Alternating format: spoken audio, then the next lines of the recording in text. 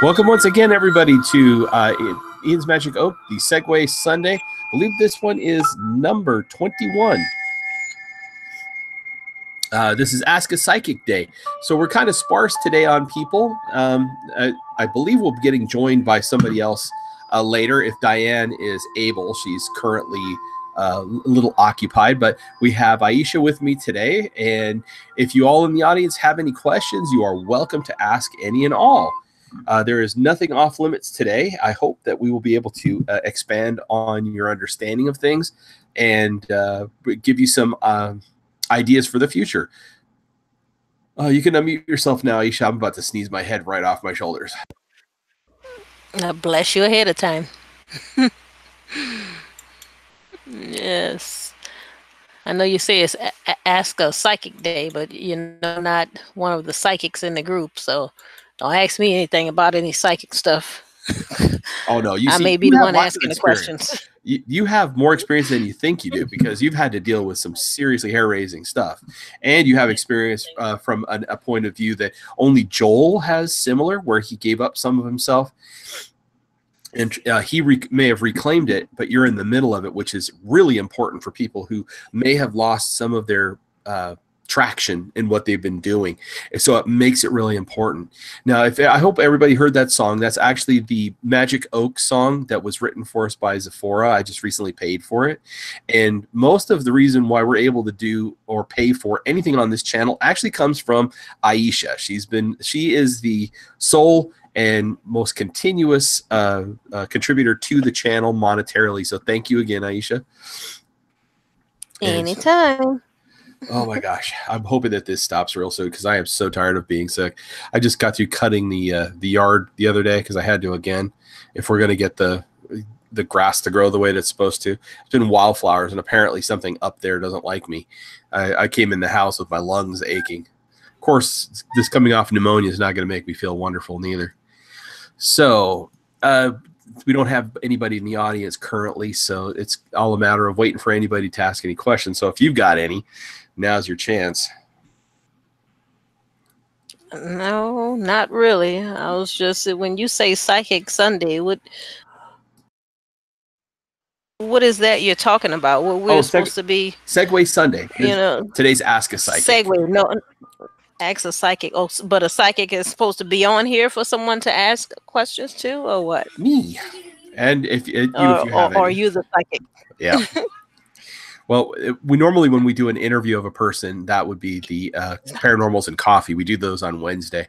I have a lot of people I've asked, but not very many people that they want to commit to a Wednesday. And they go, can we do this on it? And then they usually ask for some time at night, especially if they're overseas. It's like 3 o'clock in the morning. And I'm thinking, I don't think anybody but the hardest drinkers are still going to be up at that hour. So like, no, I'm going to have to wave off on that one. So, because there's just no way. It's 3 a.m. Exactly.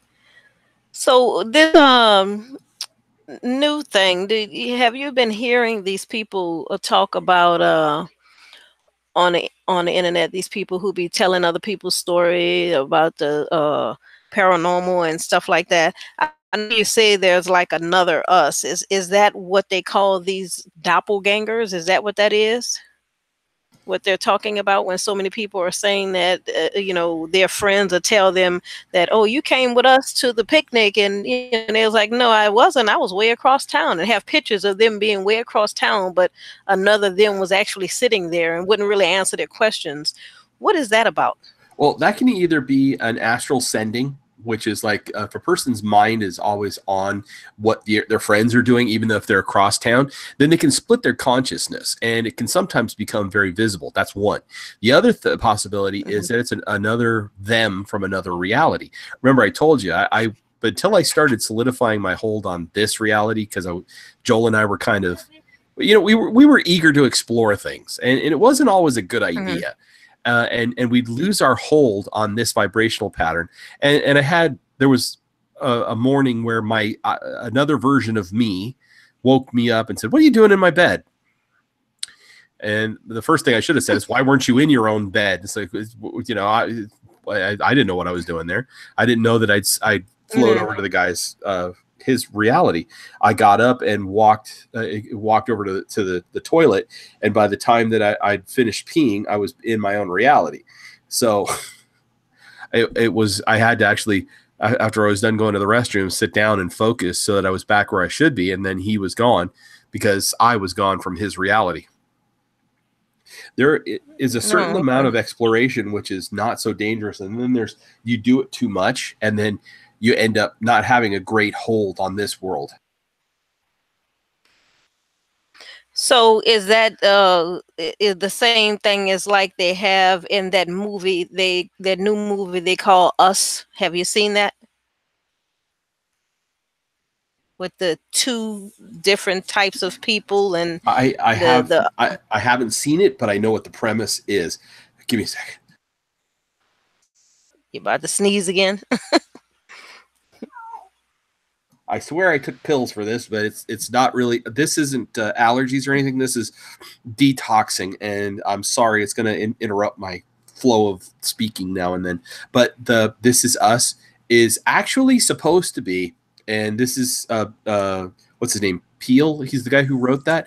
What it is it's supposed to be that there's a universe of people that live underground that were created by science, and they're not quite human, and they don't usually speak, and I don't want to ruin the movie any further for everybody because I've actually read what the premise is supposed to be. So no, this is like more super science and Twilight Zone than actually something that would be possible. So okay. I saw the movie. It was pretty weird. Oh, Lisa Marie, it's okay. You just type your questions there. You don't have to come on. You just have to if you have a question about anything, just send it our way, and we'll see it in the chat room. Aisha will definitely see it. And that reminds me, let me see about making you the moderator. And now you're a moderator. Yay! So Who, me? Yep, you can now moderate. Yep, I see it. I see my tools. Well, yeah, I don't think you have any trolls in your chat room. I haven't seen any since it's been years since we had any. I find trolls about you in other people's chat room. You know what's really funny is that there is the way that they want to troll. Say, yeah, it's like he's arrogant. Okay, about what? Yeah, I know. Well, first of all, it's like I don't remember ever being arrogant about anything other than the way that I play certain video games, and that's because it's online stuff. But in this kind of thing, I can tell you that I'm like about 99% effective when somebody says, "Hey, I need help," and I never go, "Oh yeah, that's me," and I puff up my chest and walk around like I'm Billy B.A. But it's okay. So Lisa Marie says, "Okay, I do have a question. I do 80% of what it takes to be grounded. How in the heck does someone get seriously grounded when I can't do everything all of the time?" Well, grounding is actually a process by which you extrude some of yourself into the earth, or if you're like myself and it doesn't do anything half way on accident, you actually spiritually put yourself into the earth, which Joel told me was wrong, but that's how I do it now. And you let the earth cleanse you. You basically let it take away the negativity and the damage and help to heal you, because the Earth Mother is where most healing comes from, and the things that grow from her that haven't been, effed up by humanity going, here, let's twiddle with these genes and let's put that glyphosate on there and, all that other stuff. By the way, I want to tell everybody this. It's very important. When you are trying to use your gifts, one thing that I do recommend everybody do is, if you can, please, for the love of God, and I don't mean Centrum or Theragram or one a day or any of those things, please get on a good multivitamin, because a lot of people don't realize that all it takes is a consistent and protracted deficiency in about 6 key nutrients, and you are going to have all kinds of trouble being able to maintain focus, hearing things, understanding what you do hear, hearing random voices. I swear to you, B6 deficiency can actually lead to hearing voices. And I tell people this because the voices that I hear when I talk to airmen and such, I know that they're not hearing voices because she will tell me things that I don't know. To give you an example, I went about 2.5 weeks ago. I go into Winco, and I'm about to walk past these what look like apples, and she says to me, "Stop! You're going to want to pick a few of these up." And I said, "Why?" And she says, "Because they're good pears." I'm like, "They're red." She says, "Yes, they're pears. Red pears. Red pears, son. Go pick some up. Everybody's going to like them." Like, okay, well, most pears that they ever get are garbage. So all right, red pears. It's like, oh, look, they are pears. I didn't know. This is how you know that they know something you don't know. It's like she's point. I thought they were Fuji apples. Swear to God. So she's teaching me as I'm picking them up which ones are going to be the juiciest, which ones are the best, and lamenting the fact that for the love of God, for some reason, before they shipped them here, they froze some of them. Not a joke. And she really gets mad at freezing fruit and then acting like it's fantastic stuff. So, pardon me a second. Sorry, that one's not alive. Okay, so she tells me that which ones to stay away from, how to tell which ones are the best, and I bring home 10 of the juiciest, ripest red pears that I didn't even know existed. And my wife is loving all the darn red things. pears. I've been knew them. I had no idea such a thing existed. I swear to God. I didn't even get to taste any of them because the ones I brought home were so good. The Karen ran through 9 out of the 10 of them. I'd actually got them mostly for my roommate Adrian because she loves pears, and she got one, but Karen blew through 9 out of 10. And so this is a way that you could actually tell if something you're hearing is somebody messing with you or if it's your own inner voice throwing smoke at you. Ask them to tell you something you don't know. So which would you recommend is a good multivitamin then? Oh gosh, good multivitamins usually are from, and this is, I hate saying this, GNC has some good ones, but damn, they're expensive. Great Earth Vitamins has some good ones, also damn, they're expensive. But there are also good companies out there that make a no-name variant, like Winco makes their own multivitamins, and those are really quite good. I usually don't recommend going with like CVS or any of the brands that they carry because they either carry their brand made by GNC and the cost is way off the charts. I mean, beyond belief. And the amount that I know they mark them up for the ingredients that are in there is outrageous. So there's More Than Good Enough, which is Winco brand. Or if you want outstanding and you have the money, GNC, Great Earth. I'm pretty sure Vitamin Shop and Vitamin World will have variants that cost less that are copies, and those are also more than good enough. Okay. Isn't there also like meat and leafy vegetables? Hello, Diane. Sorry for the not saying hello as you first came in. Hi. Hi. That's okay. I don't think her mic is working. You were even on a croissant. Oh. My mic. Okay, that's working. Yeah. Anyway. There's another thing I want to ask you about. Have you ever heard of, from the past, what they call it, Mount Egg in Alabama, Mount Egg facility? No, it was supposed to be like a facility that they claim that they put when they let the slaves go, they realized that most of them were mentally ill, and just couldn't understand much. And they basically wanted to separate them from society, from the real people in society because of how mentally ill they were. And I was just wondering if you heard anything about it, because I have to do research on it now because one of my friends told me about it, and I just wanted to see if they. How is it spelled? If you heard about it at all. Can you hear me? I don't know. That's what I asked her to find out. Yes, I can hear you. Okay. I asked her to find out. I don't know if it's EGG, EDGE, edge, or egg, or whatever. I've typed them, both of them, and I've never heard of it, and she said that this, some white lady had told her about it, letting her know that she act different than because she wanted to know, she thought she was crazy, and she wanted to know why she was different than most black folk or whatever. And she was like, because you're not like them, the reason why you have a better understanding is because you're not like them. And she started telling her that there was a difference between each of us, and they didn't tell, once they had to let them go, they didn't tell us about them, and they let people mix with them and procreate with them, not letting people know that these people were mentally ill, and you can't change them at all. These are the type of people don't understand anything you say. They question anything you ask them to do. So that's the reason why the welfare system, they say it had to be made, because these people didn't understand that you actually have to work to live, regardless. So I don't know. I'm no trying idea. I've never even heard find of it. out a little bit more about it, because the way she explained it sounds like it's very serious, and people need to know that there are people like that, out there. I be thinking half of them crazy too, because they act like they don't understand simple things that you tell them.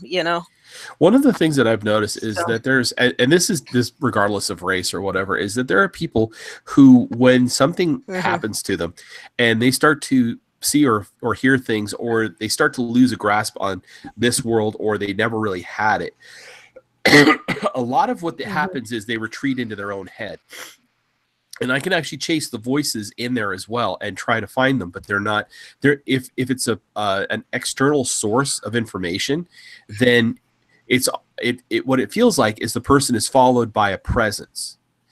And if I have to follow you into your head to find the voice, then that means that it's not an external source of information. And when we hear the voices, they talk to us in a way that, like I said, they have information we don't have. And it's you can't ascribe that they know things you don't know when you actually do know them, if the voice is within your own head, and that's the only place where that it comes from.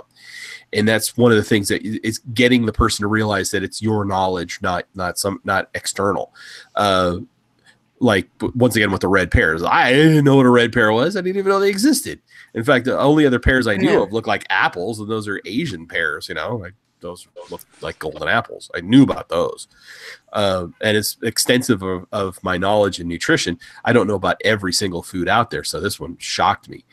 And another example of external information that gets thrown at you. There was I would pass through the mountain through the Angeles National Forest. There's a tunnel that they built there at the switchback in order to be able to get to the other side, because they didn't want to build the road up over the mountain. So they finally picked the narrowest spot and punched through about 150 feet of the mountain to get through. And every time I'd go through this thing, it was like running into a wall of jello. It hurt really bad. My head ached.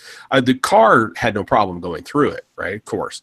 And it felt like I was being dragged through a very torturous, uncomfortable, very angry spot. And since I had to do this a lot for work, it got to the point where I would dread it. And so I asked before we got to it of the earth elemental that protects my family, Chunk. I said, hey, is there something you can do to make this guy stop attacking me, or whatever it is, when I pass through the mountain? And he said, no. Why don't you try asking for permission? And so, like, all of a sudden, I feel like a total jackass. It's like the cartoon moment. It's like where something that easy, huh? Yeah, where you see them running off the edge of a cliff, and then they stop, and then all of a sudden they got the jackass head on their shoulder, mask on, like Bugs Bunny, and that's I'm thinking, yeah, why did I try that? It's like, you should have known that, you dummy. It's like, things I'd never think of. So, right before we got through the tunnel, I asked permission, as spirit of the mountain, may I please pass through, unmolested? And this really deep voice, oh my god, it was like, granted. It's like, and they didn't hit the aura, which you can actually see through the whole. If you can see the other side, and you can see astral, some deep tunnels through places. And I noted this in Pittsburgh. Oh my God, they really dug through the mountains around there. Just going through there was extremely uncomfortable. But you can see the aura of the earth because like phantom limb syndrome, the mountain still thinks it's intact. And so now when I pass through, it's almost like gliding into a cool spot instead of running into a wall at 60 miles an hour of gelatin. And I'm very grateful for that. But that's an example also of something that you would not, I mean, like something you should know, or that you should have known, that you're not thinking about because your brain is working one way, and your guides are going, no. Your thought process, that's all wrong, son. And they're pointing it out to you, nice and gentle. And I like Chuck because he doesn't admonish me the way some of the others can. It's like by going, "Hey, stupid! Why didn't you think of this?" I was going to say, as an add-on to that, Diane, we can't hear you at all. Are you still working on your mic? I can hear. You can? Yeah. Well, can you hear me? I can't hear a thing. I can hear. It must be you. I can hear. Diane, can you drop out and pop back in? I don't even know why I can't hear. Hi. It's not her. It's you. I can hear you. Yeah, I can't leave and come back though. Okay, let me. If I do, the whole show will come out. We'll drop off. Drop out and pop back in.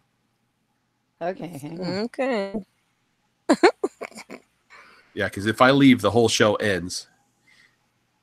Yeah, and MCAT's even saying that he can barely hear her too, so it's not just me. Oh, okay, all right.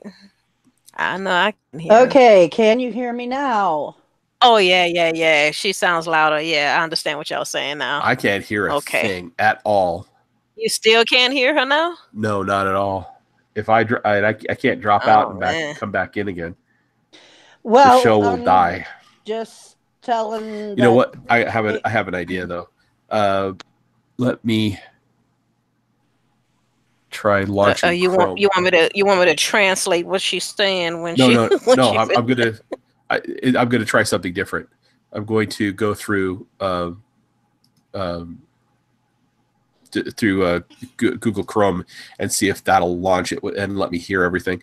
There's been a lot of problems going on lately with the fact they're not keeping up with the other browsers. Yeah. They've been playing favorites, and I've been noticing issues with the way that some of the other browsers work when even trying to watch videos. They'll just suddenly stop dead, and that's the end of it. Yeah, no, huh? I've seen it too. Okay.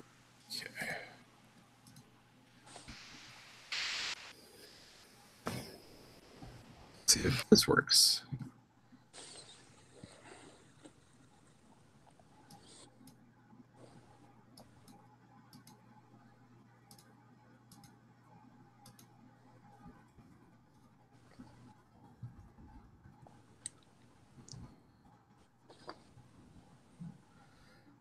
Oh, it does not want to function so well.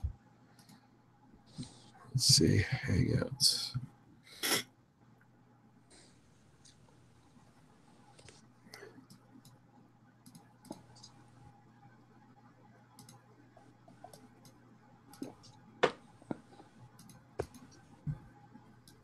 Well, you must have been hearing me trying to quietly chew then. Now I can hear you. Okay. Somehow it worked. Okay. Well, here's hoping that this doesn't end the show. Well, it still says live. Good. On the end, so I think you got it. All right. So yeah, I mean, on Safari when I'm just trying to watch videos, all of a sudden it'll stop and then give me the static screen and say, "It's your choice of internet provider." Right. Right. So sure of that one. Mm-hmm.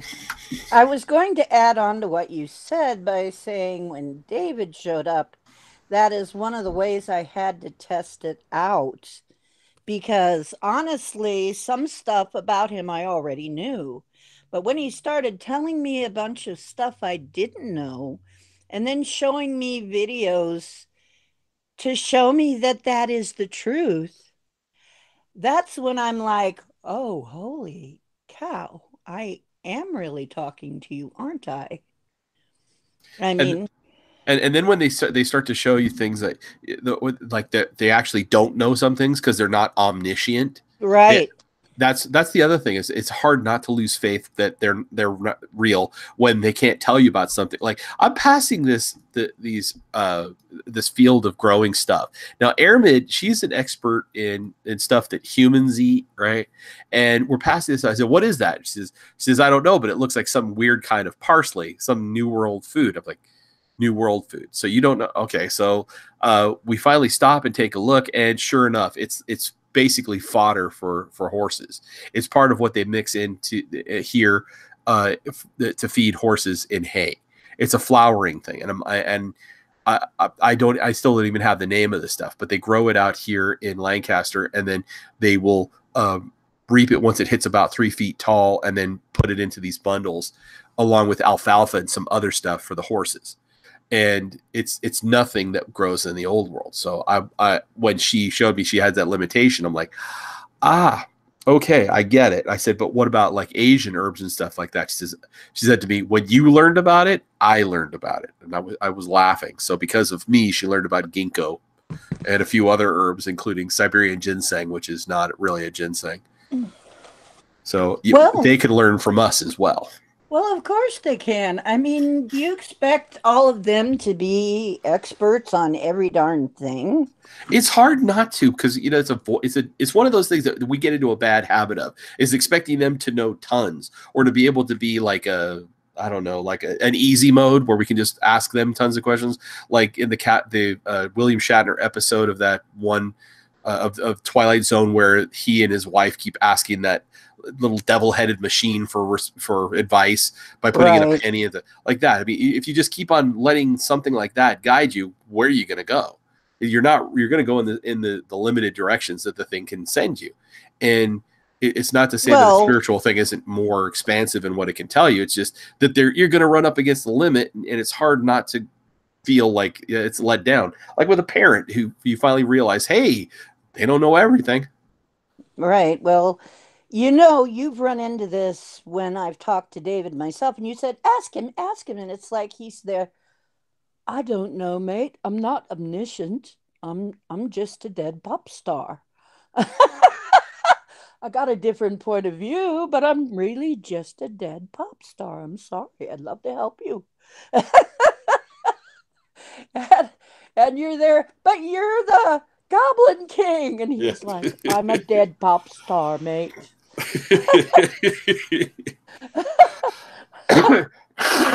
Sorry, but he's a lot smarter than just a dead pop star. He's brilliant. But he is being self-depreciating there. I know. He's wonderful. He is very smart. He is. He's shown me things online, and I don't know how he says.